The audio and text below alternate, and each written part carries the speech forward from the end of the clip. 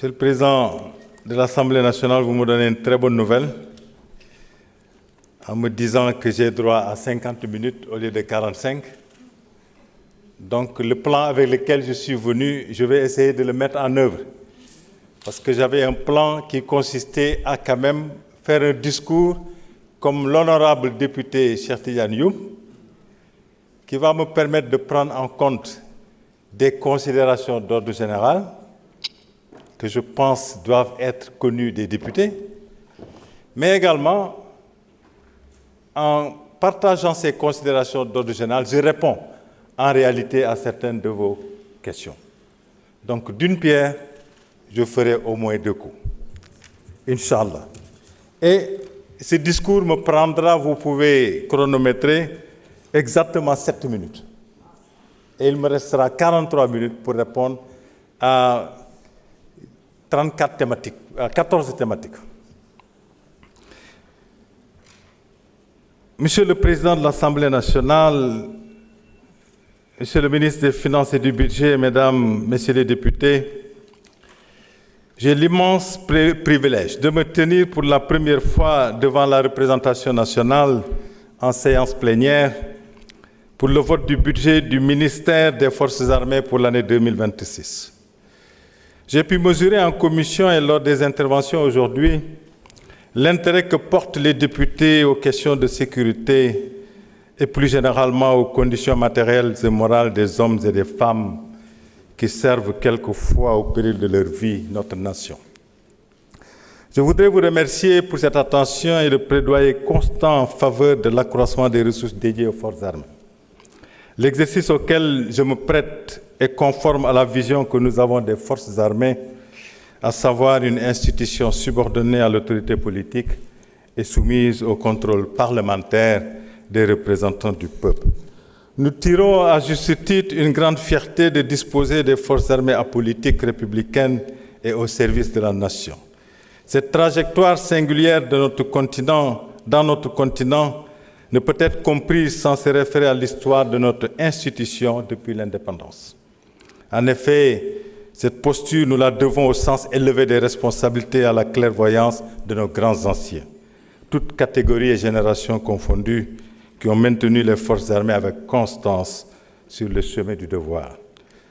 Maintenant, devant vous, je voudrais leur rendre un hommage appuyé. Je tiens également à saluer l'engagement quotidien des soldats, marins, aviateurs, gendarmes et personnels civils des forces armées déployés sur l'ensemble du territoire et dans les opérations extérieures au service de notre pays et de la communauté internationale. Je voudrais aussi saisir cette occasion pour saluer la mémoire de nos frères d'armes disparus et renouveler nos vœux de prompt rétablissement et l'expression de notre solidarité à nos camarades blessés et alités. Mesdames et Messieurs les députés, la mission première des forces armées est de défendre l'intégrité du territoire national et de protéger les populations et leurs biens. C'est leur raison d'être. Toute notre architecture de défense et de sécurité est articulée autour d'une seule finalité: assurer en tout lieu et en toutes circonstances nos missions constitutionnelles qui sont essentielles à la vie de la nation. En effet, l'environnement sous-régional nous impose d'être proactifs. La persistance de la menace terroriste, de la grande criminalité organisée transnationale et des trafics illicites, armes, drogues, êtres humains, combinés à l'instabilité politique chronique, nécessitent une vigilance accrue au niveau de nos frontières ainsi qu'une coopération renforcée dans les pays voisins. À l'intérieur, les menaces à la sécurité des personnes, des autorités et des populations. La délinquance urbaine et rurale, l'insécurité routière, notamment celui de la drogue, appellent de notre part une réponse vigoureuse afin de préserver la sécurité publique. Il en est de même des défis croissants liés à l'usage des nouvelles technologies, cybercriminalité, désinformation, qui contribuent à fragiliser le tissu social. Face à tous ces risques, il n'y a pas de place à l'improvisation. La sécurité n'est jamais acquise, elle se construit et se finance. C'est ainsi que depuis plusieurs années, les forces armées se sont engagées dans une dynamique de montée en puissance, touchant à la fois l'organisation, le dispositif et les capacités. Les armées et la gendarmerie nationale ont considérablement renforcé leur présence dans les zones frontalières, particulièrement dans les régions orientales, dans le cadre du pivot Est, pour faire face aux risques liés au terrorisme dans la sous-région. Dans la région de Casamance, les forces armées accompagnent la dynamique de paix actuelle en apportant leur appui à la mise en œuvre du plan Diomaye pour la Casamance, favorisant ainsi le retour progressif des populations dans leur localité. La gendarmerie nationale a poursuivi la densification de son maillage territorial. A été inauguré ces dernières années, notamment dans les zones périurbaines et rurales, afin d'améliorer l'esprit de cohésion et de complémentarité fondamentale pour l'exécution de la mission qui nous est commune, celle de protéger. Dès lors, de contribuer dans le cadre de la mise en œuvre des politiques publiques à l'atteinte des objectifs de développement social national de transformation Sénégal 2050. C'est pourquoi elle s'engage en soutien de l'INAC. La participation à la lutte contre les inondations et la résolution des abris provisoires sont tout un volet sur lequel les forces armées sont fortement impliquées avec l'éducation nationale.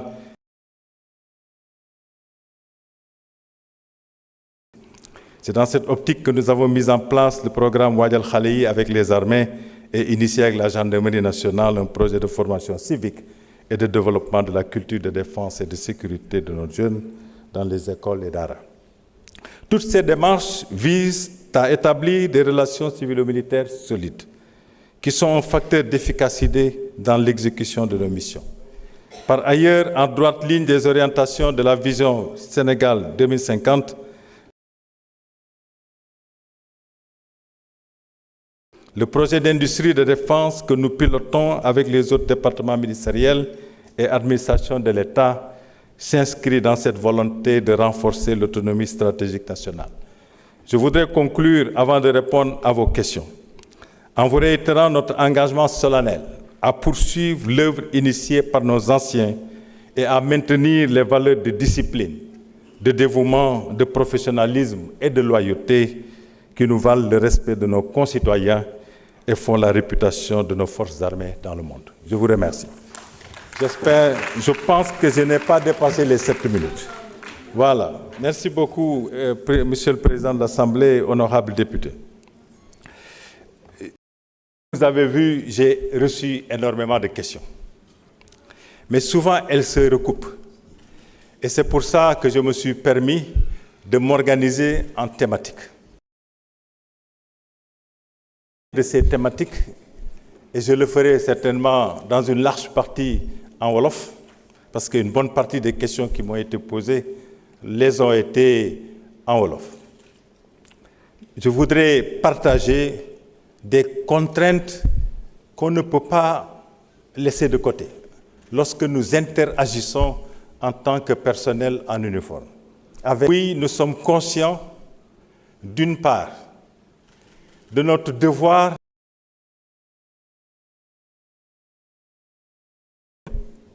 surtout dans une démocratie libérale comme la nôtre.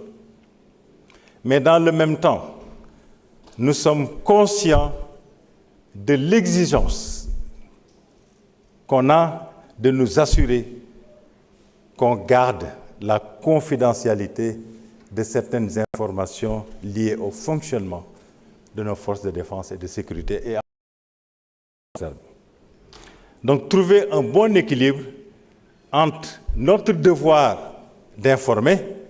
notre devoir de rendre compte, mais également notre devoir de préserver certaines informations dont la divulgation pourrait être problématique.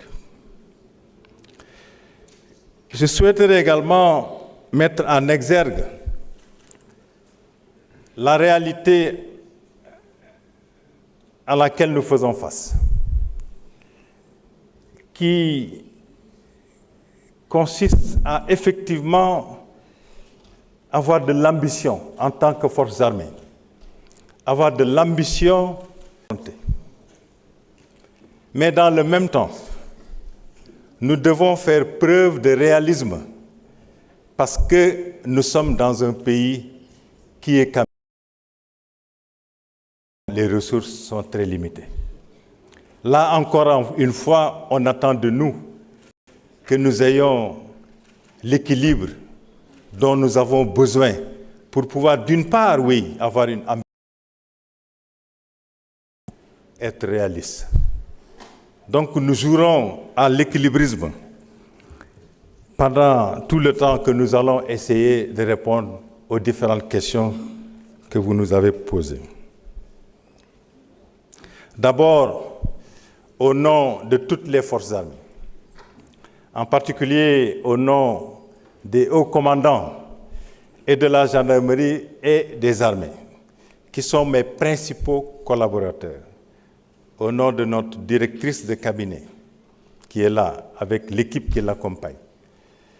Nous vous remercions pour les félicitations que vous nous avez adressées. Nous vous remercions pour l'hommage rendu aux forces armées. Cela nous lie. On ne peut pas dire que nous faisons quelque chose de bien et qu'après qu'on se rende compte que nous avons un comportement qui n'est pas en phase avec cette appréciation positive que les Sénégalais, mais également les parlementaires, ont pour leurs forces armées.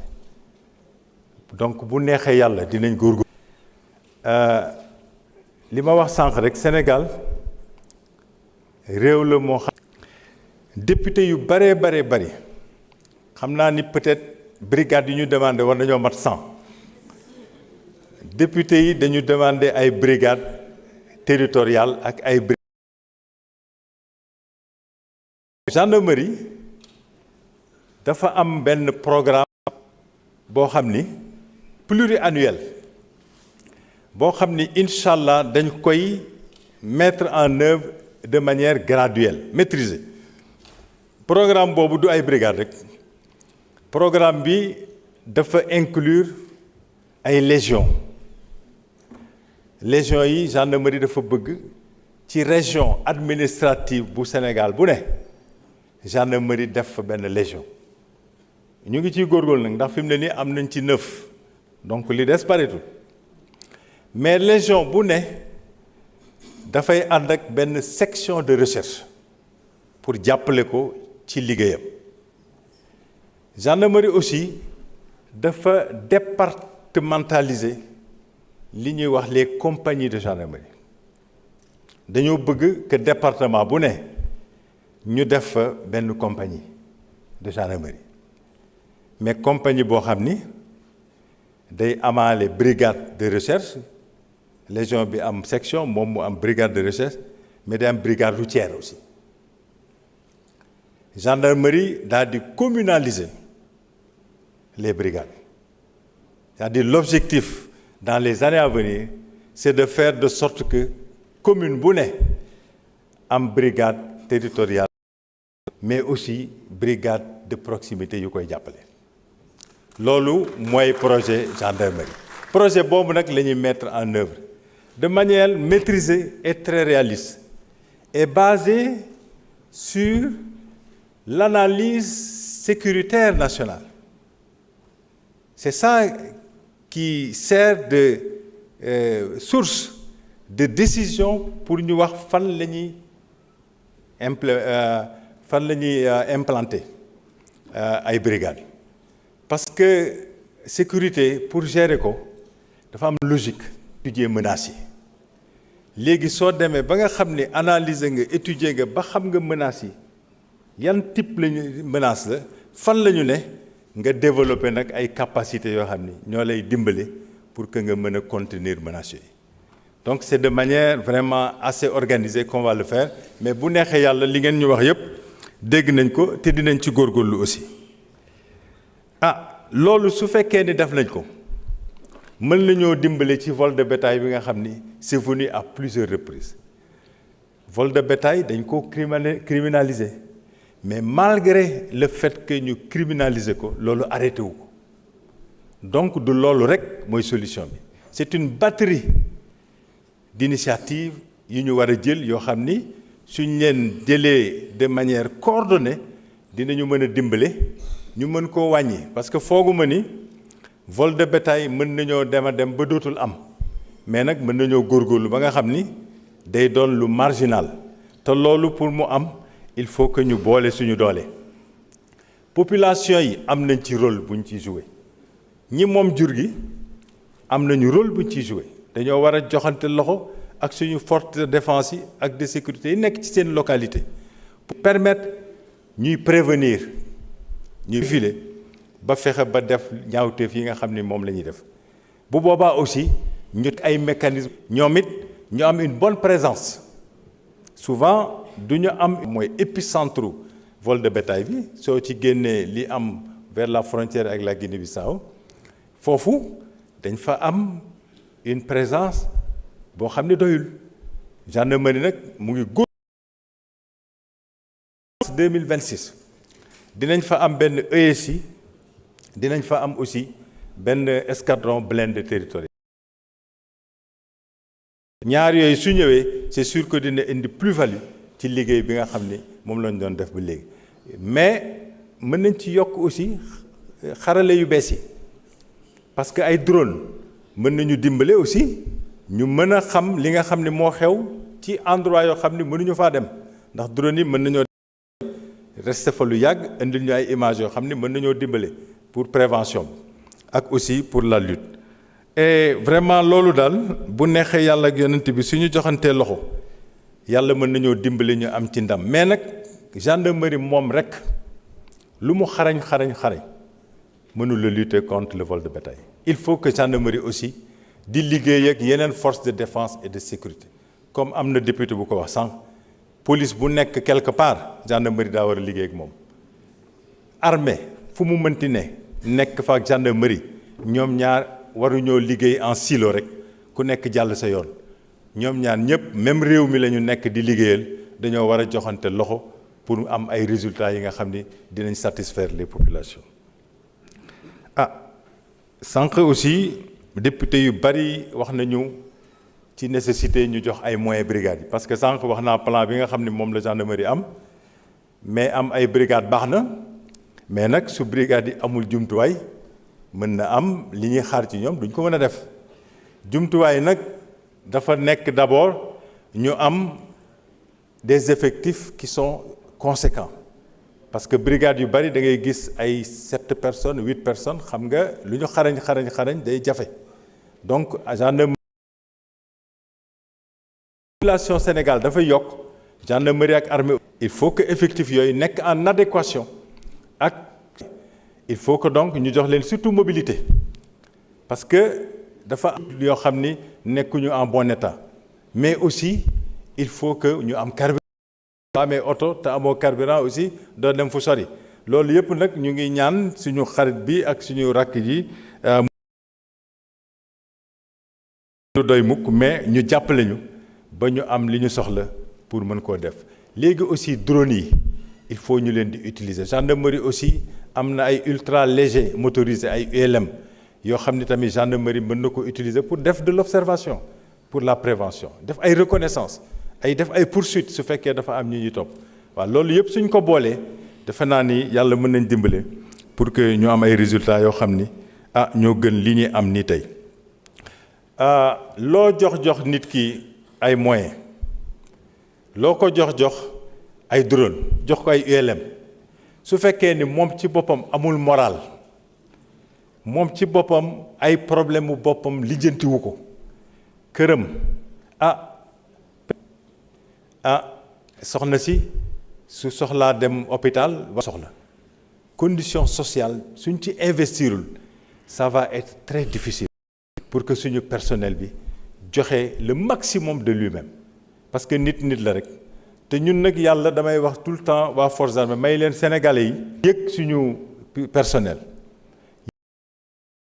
taxaw ci seeni soxla mënoo lijjanti yëpp mais li nga xam ni soxla nañ mooy les besoins élémentaires d'un individu ñu jéem a fexe ba ñu ànd ak ñoom satisfaire ko bu boobaa aussi je pense que dina doon loo xam ni dina indi yokkute il faut nag ñu sant suñu autorités yi sant aussi forces armées parce que ci domaine boobu at yii passé def nañ ci ay efforts yu bare conditions de travail conditions de vie baax na te ba tey jii ñu ngi ciy gën di góorgóorlu dañ naan damay wax waa forces armées ne leen suñu personnel fu mu mënti ne nañ ko fa fekk déglu leen xam seeni soxla ànd ak ñoom faj ko muy fi ñuy liggéeyee mooy suñ leen déployer sur le théâtre d'opération muy seeni kër yi ñu dëkk ci loolu la ñu ne te ñu ngi ci am résultat yoo xam ne vraiment waxuma ni ñëpp kontaan nañu mais nag ñu ci bari gis nañ ni quand même ñu ngi góorgóorlu ci améliorer seeni conditions. Bon, corruption da di loo xam ni waruñoo fermer les yeux ci ndax réalité la. La bonne nouvelle c'est que ça concerne un pourcentage très faible de nos camarades. Ça concerne un pourcentage très faible mais li ñu wax naan benn gerte bu pourri mën naa yàqu saaku gerte. Donc il faut que ñu fexe ba nga xam ni ñooñu nga xam ni ñooy nekk ci activités yu mel noonu ñu bàyyi ko te pour loolu gendarmerie dafay sensibiliser c'est-à-dire dès que nga dugg gendarmerie fi ñu lay former dañuy fexe di la ci artu di la sensibiliser di la yëgal ne nit ki mën na def lenn loo xam ni lu mineur la c'est isolé mais léegi nii ak les nouvelles technologies de l'information et de la communication ku yore portable rek nee nañu yow journaliste ka ndax mën ngaa def ay vidéo mën ngaa jël ay photo daal di koy poster donc fi mu ne nii nit ku ne bu yore portable rek presque mën nañ ni journaliste la loolu la ñuy wax ñun ci forces armées le phénomène du soldat stratégique mooy soldat boo xam ni day ne fu sori moom rek soldat wala gendarme moom rek mu def dara kenn gis ko daal di koy filmer daal di koy poster mu nekk loo xam ni c'est arrivé au niveau tactique daal di am ay répercussions au niveau politique au niveau stratégique donc loolu tamit vraiment dafa di loo xam ni suñu collègues yi dañ cee war a bàyyi xel day ternir l'image d'une belle war a joxante loxo même population yi war nañ cee bokk képp koo xam ni gis nga kuy def loo xam ni waru ñi nga xam ni ñoo leen yilif te vraiment nag ma yëgal leen ne saa yuñ ci jàppee nit lu ci bari dootul bokk ci ñun y a des sanctions très très sévères yu ñuy def et foog nañ ni ça peut aider à dissuader. Frontières yi ñëw na lu bari frontière u Sénégal ak Mauritanie Mali Guinée-Bissau Gambie même ak Cap-Vert sax ndax dañ koy fàtte frontière maritime moomuñu ko ñun rek dañ ko bokk ak suñu ay voisins ñun rek suñuy def li nga xam ne moo ñu war suñu côté te suñuy voisins defuñu li leen war seeni côté kon ñun résultats yi ñu xaar mën na am du demee noonu moo tax Sénégal te biñ ma nommé dem naa ci dëkk yooyu yëpp waxtaan ak ministre de défense yi nekk foofu pour que ñu d'accord ci ne ñun mënuñoo nekk ci sécurité te ñoom nekkuñu ci sécurité mais ñoom it mënuñoo ne ci sécurité su fekkee ñun ñii nekkuñu ci sécurité donc dañoo am frontière c'est un bien commun boo xam ni ñun dañoo war a joxante loxo pour daal di koy sécuriser mu bañ a doon nag loo xam ni benn mur lay doon mais dafa war a doon un pont qui nous lie frontière warul a doon un mur dafa war a doon une passerelle entre ñaari dëkk yi nga xam ni ñoo ko seq loolu nag yàlla dimbali nañu ba nga xam ni suñu voisins yëpp on a des relations qui nous permettent de travailler intelligemment de manière responsable de manière à ce que nos frontières communes soient en sécurité frontière nag boo xam ni hermétique na 100% man gisuma ko frontière yëpp dañoo am porosité mais nag mën nañoo fexe ba porosité bi wàññeeku mais loolu pour mu am ñun ñii rek mënuñu ko mën nañoo am personnel bi ñu bëgg mën nañoo am équipement yi ñu bëgg mais dafa am ay population yu dëkk ci frontières yi population yooyu suñ dul wax ak ñoom boole leen ci li ñuy def mais du ñu am benn résultat souvent ñu ci bari dañuy ñëw rek yor seeni ay oto daal di yor seeni ay fital di romb population yi du ñu wax ak ñoom population yi nga xam ne nag lu bari xam nañ ko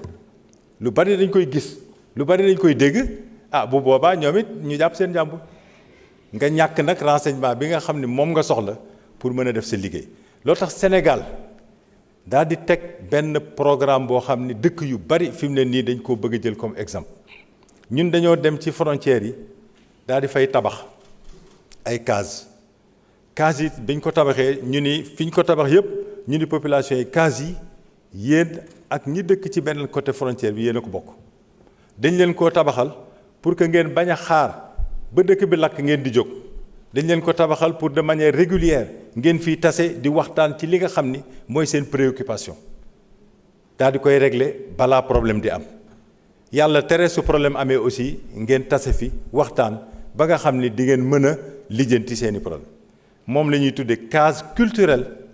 de citoyenneté parce que tamit dañ fay waxtaan affaire citoyenneté lu tax culturelle parce que la culture elle n'est pas au courant de l'existence des frontières. La culture, elle est transfrontalière. C'est pour ça que nous jël culture def ko au centre du fonctionnement des cases. Souvent, c'est la même culture d'ailleurs qu'on retrouve de part et d'autre de la frontière. Donc, case culturelle de citoyenneté et de bon voisinage. Pour que vraiment ñun ñi dëkk fii Sénégal mën a am de bonnes relations ak ñeneen ñi. te case yooyu ça marche. li ko indi mooy dañu yàgg dëkk yooyu da daan am li ñuy wax arbre à palabre mais ak sécheresse bi ak désertification bi arbre yu mag yooyu nga xam ne dañ ko yàggoon a gis ci suñu localité yi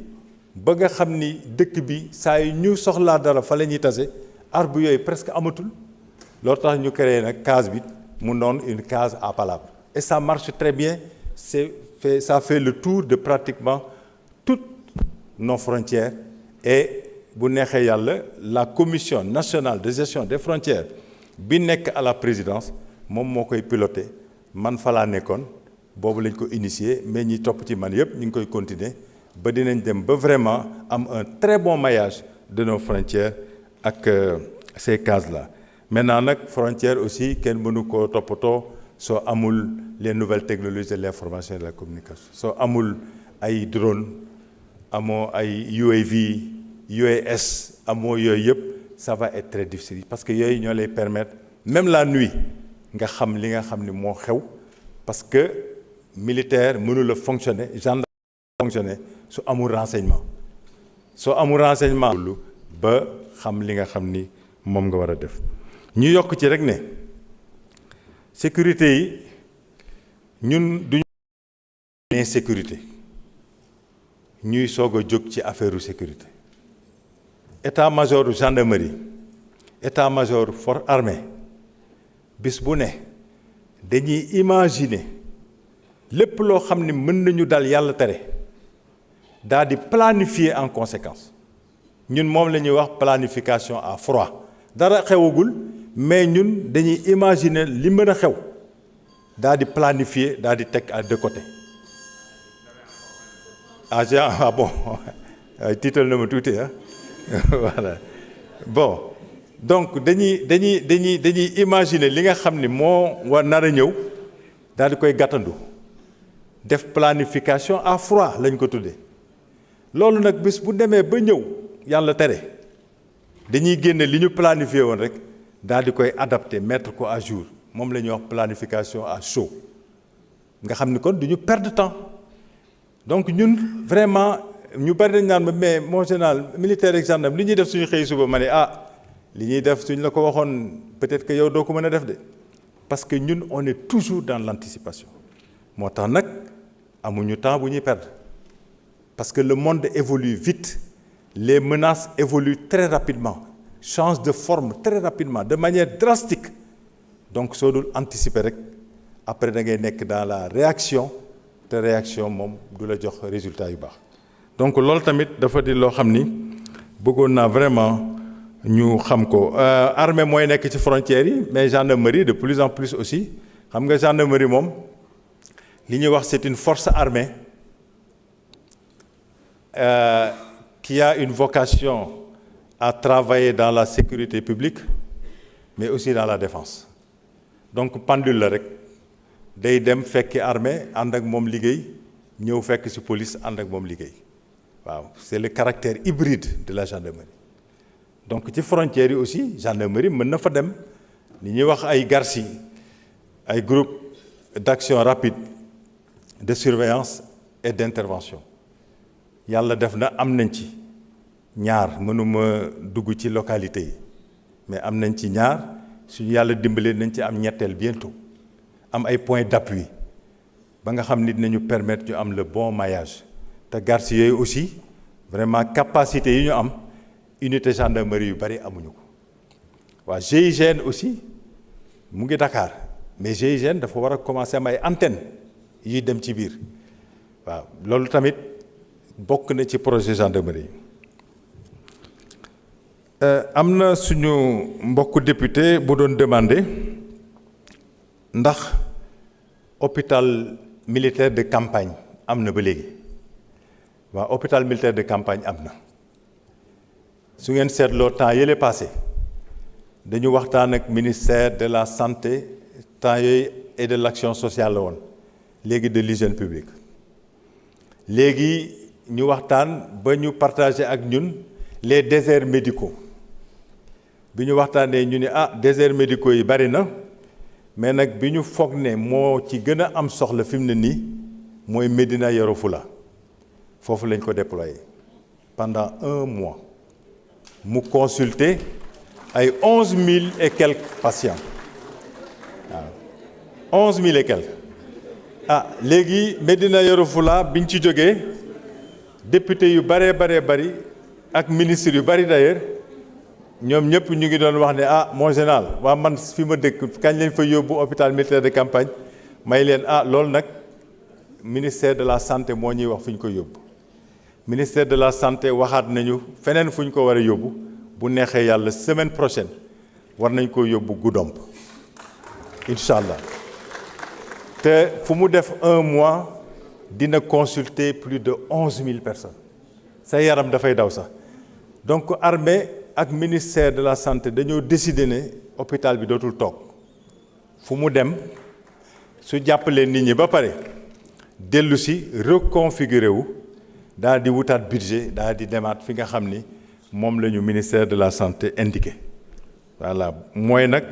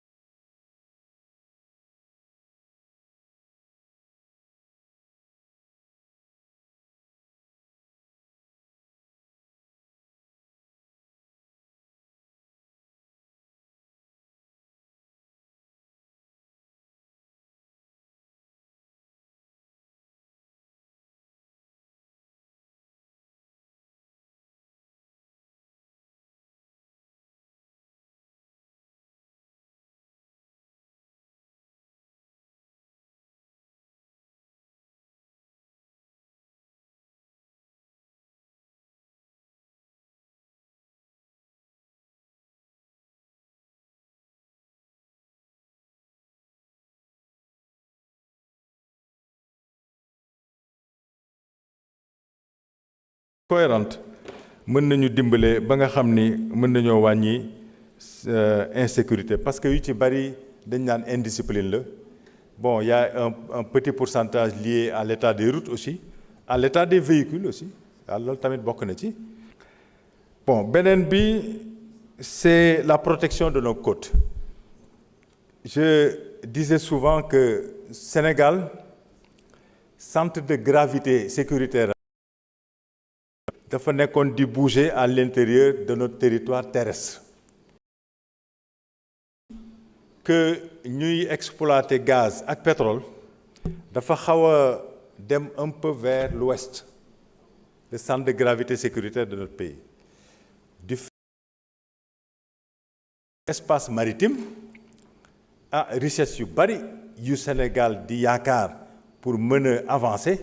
fa la ñu ne muy pétrole ak gaz pétrole nag fu mu ne gaz fu mu ne dina am ñoo xam ni dañuy bëgg a ñëw jël ci seen wàll waaw pétrole ci monde bi ak gaz ci monde bi fu mu mënti ne dina am ñoo xam ni dañuy organiser wu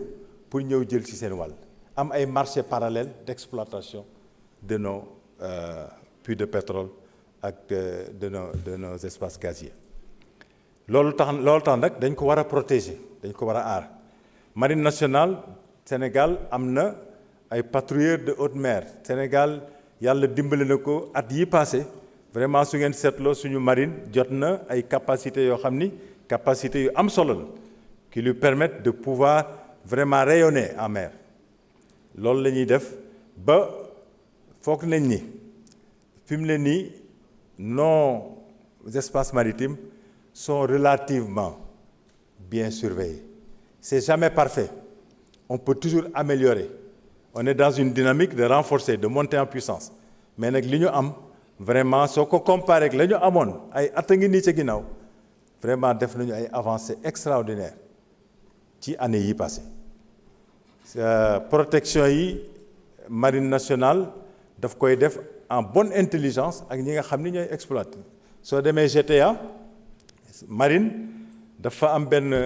convention moom ak marine mauritanienne pour vous dire que ñun tamit vraiment war nañoo fier ci suñu bopp parce que réew yuy nangu di ànd joxante loxo di protéger benn plateforme boo xam ne ñoo ko bokk bariwul ci monde bi mais ñun ak Mauritanie dañ joxante loxo suñu ñaari marines yi ñoom ñooy travailler de manière coordonnée pour sécuriser GTA bi nga xam ne moo nekk au nord ba pare signé nag ak BP BP di leen jox moyens yi nga xam ne moom lañ soxla pour dem def ko léegi au niveau de Sangomar foofu on n'a pas pu signer directement ak Woodside mais dañuy signer ak Petrosen signer ak Woodside ba pare ñu mën ñoo jox nag sur dont nous avons besoin pour pouvoir protéger Sangomar invalides yi ñëw nañu plusieurs fois invalides yi suñu ay frères d'armes lañu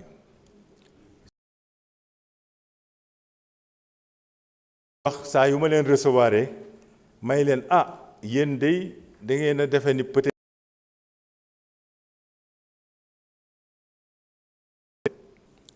invalide physique am na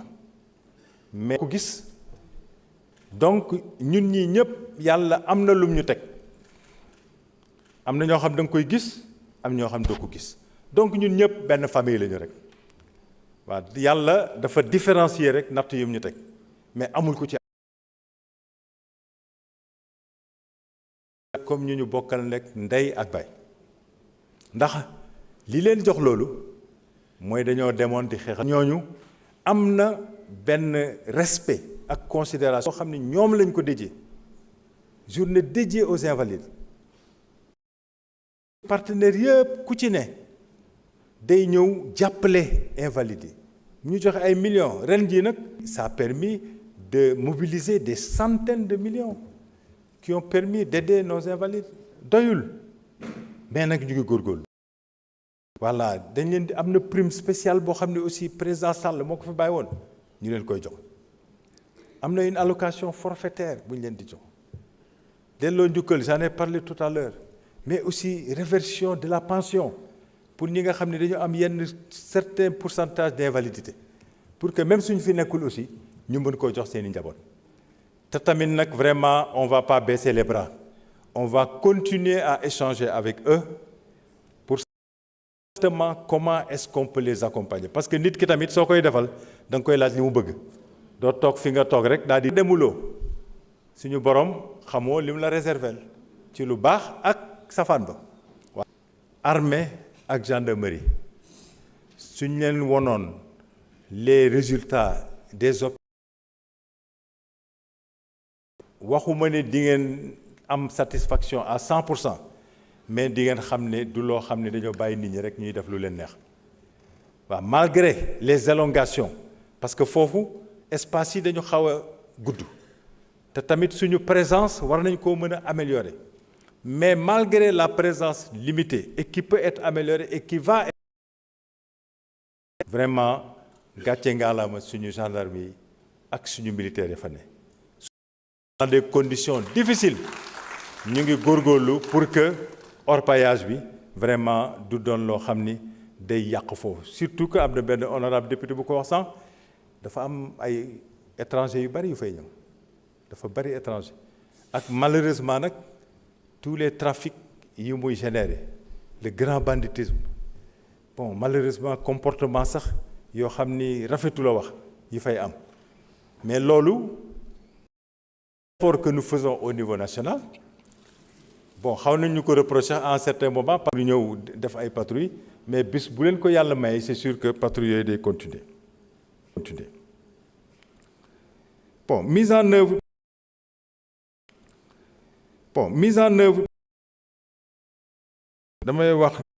damay wax ne lu baax la concept armée nation bokk na ci li nga xam ni mooy suñu fierté ñun sénégalais mooy suñu fierté ñun forces armées mais il faut que tamit li may wax rek ñu fexe am un bon équilibre.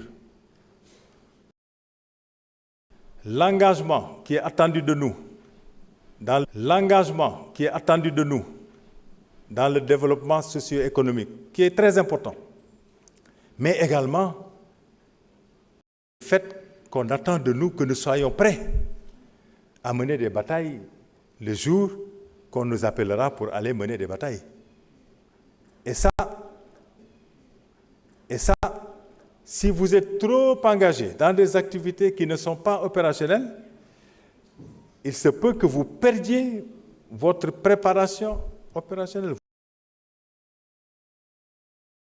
Le jour qu'on aura besoin de vous pour aller défendre l'intégrité territoriale du Sénégal, protéger peut-être que bu boobaa mën nañoo gis ne kat il y a des failles. Donc encore une fois, il faut un bon équilibre. Il faut un bon équilibre. Militaires yi aussi am temps wu préparer. Parce que matériel bi honorable Thiam doon wax sànq ne dafa gis ko àdd 4 avril. bis bu problème amee soo génnee da ngay découvrir te loo découvrir pour que nga mën faa opérer. Ça c'est une réalité. Militaires yi ñi dul militaire ñoo leen di superviser. Pour superviser contrôler il faut que aussi nga jël temps xam ki ngay contrôler moom it mu xam ki koy contrôler. Donc cette interaction entre le Parlement, entre l'exécutif et les comme ci wax ne forces armées lu mu xarañ lu mu bëgg liggéey lu mu am matériel force armée moom rek nekku fi de dañoo am yeneen force de défense et de sécurité ñoo xam ni ñoo bokk ndey ak baay dañoo war a liggéey ak ñoom forces armées moom ak police du ñu ay concurrent ay doomu ndey lañu dañoo war a liggéey ensemble. man nag léegi aussi ma jeexal rek ne aussi honorable député Awa su la liggéeyloo su la bëggul la fay du la liggéeyloo ñun ñëpp sûr que nattu lañu suñu borom jox mais nattu bu baax nag ndax nattu liggéeyal sa réew la nañu jiital soo defee dara lu baax suñu borom loo def xam na ko loo xalaat xam na ko yàlla nañu xiir ci liggéeyal suñu réew jiital suñu intérêt réew ci toute autre considération ku xamoon li nekk ci liggéeyal sa réew kenn du la ci jiitu parce que liggéeyal sa réew jaamu yàlla gënu ko mais ku xamoon aussi li nekk ci lor sa réew di nga ko moytu ndax soo loree sa réew yaa ngi lor ay millions de personnes en même temps damay ragal ne bala ngaa dem mën nga koo gis de donc nañu moytu loolu maa ngi leen di sant di leen gërëm merci beaucoup.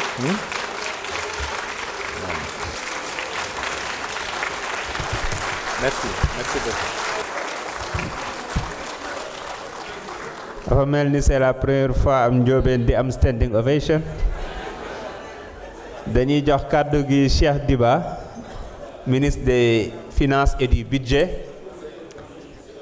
mu ñëw indi ay tontu ci yenn préoccupations yi donc monsieur le ministre vous avez dit